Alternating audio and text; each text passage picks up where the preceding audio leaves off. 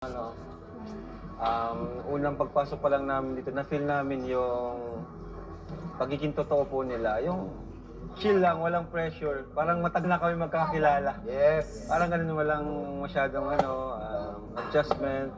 Yes. Ano yung, kaya, ganda po. Thank you po. Parang mga long Oo, lang, parang long ganun. Parang friends. magkaibigan na hindi nagkikita. 5 years na yun dapat ang Oo nga eh. Tagal na. Hindi na tuloy yung nakaraan.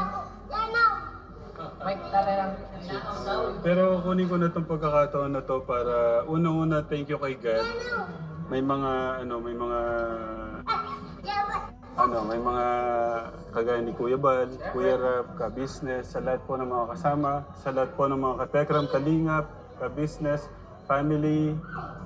Thank you Lord sa pamilya na ibinigay niyo sa amin.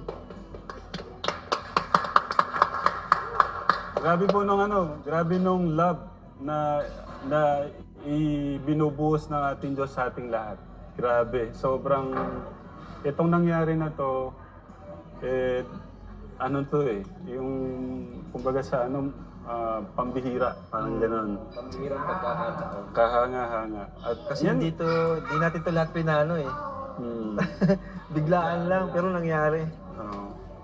Pero ito katekram, dapat 5 years ago nangyari na to. Pero ito pala yung pagkakataon na ito lang mangyayari.